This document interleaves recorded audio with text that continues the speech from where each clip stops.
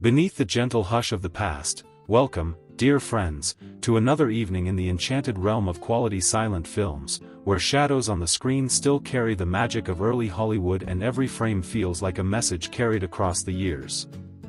Tonight's journey takes us into the 1924 Western, Shootin, Square, guided by director Robert J. Horner, a tireless craftsman of Poverty Row film productions, and carried by the steady, heroic presence of Jack Perrin, whose long career in frontier tales helped define the rugged cowboy ideal for a generation of moviegoers. Before we saddle up, partners, let's ground ourselves in the world that first received this picture. 1924 was a year that shook and dazzled the modern world. The first Winter Olympics opened in Chamonix, inviting nations to compete on ice and snow for the very first time. Lenin's death created a seismic shift in global politics as the Soviet Union searched for new direction. And in the United States, the Indian Citizenship Act granted citizenship to all Native Americans born on American soil, reshaping the country's legal and cultural landscape. These events tinted the mood of the moment: change, uncertainty, ambition, and the search for identity, and it is into that same restless atmosphere that Shootin, Square was released. Every silent western of the 1920s carries familiar markers, but this film leans deeply into themes that remain strikingly immediate. At its core lies the tension of jealousy and rivalry, the old contest between one man's sincere devotion and another's wounded pride. Even a century later, those emotions are still alive in our own stories. We continue to navigate the fragile territory where affection, insecurity, and competition intersect. When this film was new, audiences recognized that rivalry played out not only in love but in work, politics, and the social order, concerns that felt especially relevant in a year marked by global upheaval. Today's viewers can watch these moments unfold with a sense of recognition, realizing that the landscape of the heart has shifted far less than the world around it. Then there is the question of justice, not the neat, ordinary justice of statutes and courts, but the hard-edged frontier kind, where the moral worth of a person emerges through choices made under pressure. In the world of Shootin, Square, law is distant, and order is held together by relationships, reputation, and the willingness to stand one's ground. Modern audiences, accustomed to debates about accountability, fairness, and the tangled border between personal and institutional power, may be surprised at how relevant this century-old story feels. The film invites reflection on when, if ever, individuals are justified in taking justice into their own hands, and how communities negotiate honor in uncertain times. A quieter theme also unravels through the film, like slow dusk settling over open land, the struggle to belong. Ranch life represents more than a workplace, it is a community bound by loyalty, shared labor, and unspoken expectations. Watching it today, viewers may see their own search for a place where they are valued, trusted, and needed. Beneath the dust and saddle leather lies a tender question: what does it take to be accepted? Who decides when someone has earned their seat at the table? These concerns, so central to the film, feel even more familiar in an age where many long for connection and meaning. And now, as we turn our attention toward the story itself, I won't spoil the path it takes, but imagine this: a quiet, steady cowboy enters a troubled ranch where affections tangle, loyalty strain, and a spurned rival grows increasingly dangerous. Love sparks gently between our hero and the rancher's daughter, but where the heart opens, envy soon stirs. The tension builds like weather gathering across the plains, drawing us toward a moment when truth, courage, and the weight of reputation must meet head-on. The danger is real, the stakes deeply personal, and through it all the film invites us into the timeless drama of trust earned, and trust betrayed. Once the final frame drifts away, I hope you'll linger here with us.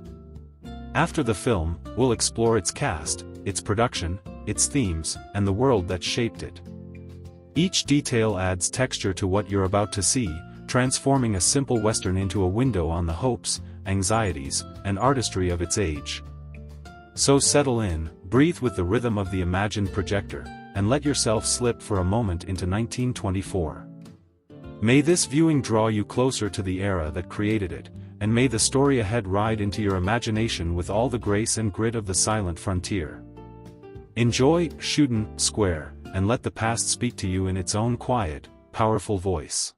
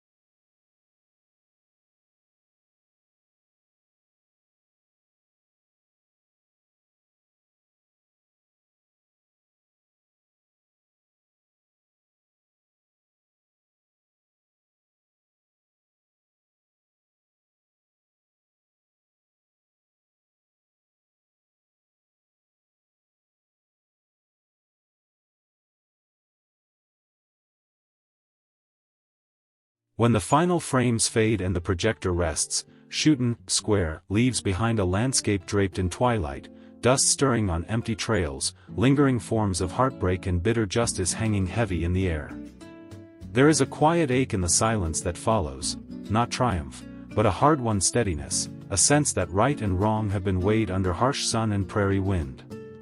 The story's final echo hovers, of loyalty tested, love threatened, and honor claimed, leaving the audience with a lingering longing for a simpler time, and a wistful respect for the world that once believed in the cowboy's code. Behind this tale stands Robert J. Horner, born in 1894 in the American Midwest, a filmmaker who carved out his career at the frayed edges of Hollywood's studio machine. Horner was a highly active, though remarkably unskilled, producer and director during the late 1920s and early 1930s. Despite having just one eye and no legs, whether due to birth defects or a childhood traffic accident, the details remain unclear. He managed to produce a significant number of extremely low-budget westerns and action films, taking on the role of director for some of them. Robert J. Horner spent the 1920s and early 1930s directing and producing dozens of low-budget westerns, often relying on borrowed horses, skeletal crews, and boundless determination. Horner's films were notoriously cheap, often shot in under 3 days for less than $2,000, but he struggled to secure funding through legitimate means. His unconventional methods included soliciting donations from aspiring actors for roles, only to disappear with their money, and avoiding payments to his cast and crew. These shady tactics led to multiple arrests for fraud and racketeering, yet he managed to survive on the fringes of Poverty Row Productions, a feat few others at his level could match. While many of his films were brushed aside as minor efforts even then, Robert J. Horner pushed forward with relentless energy, crafting stories shaped by dust, danger, and frontier idealism. He passed away in 1942, his legacy overshadowed by bigger studios, yet his work today stands as a rugged testimony to the scrappiness of independent filmmaking in early cinema. Jack Perrin, stepping forth in Shootin, Square as its steady-handed hero, was born in Three Rivers, Michigan in 1896 and became one of the era's dependable Western stars. Before his film career fully took shape, Perrin served in World War I and returned home with a decorated record. Perrin grew up in Hollywood during the rise of the film industry. After serving in World War I, he worked for Universal before falling into low-budget westerns with studios like Ray Art and Monogram. Despite a brief return to Universal in the late 20s, his career faltered with the advent of talkies, and he ended up suing producer Robert J. Horner for unpaid wages in the mid-30s, eventually retiring from leading roles by 1936. On screen, he embodied the principled cowboy whose courage was as plain as the open range. His contributions to early westerns eventually earned him a star on the Hollywood Walk of Fame, marking a lifetime spent under wide skies and frontier legend. Peggy O'Day, born Genevieve Bird around 1900, brought both strength and gentleness to her roles, especially in westerns where writing skill and physical courage were as necessary as was beauty. Not long after Shootin, Square, a dangerous stunt accident nearly ended her screen career.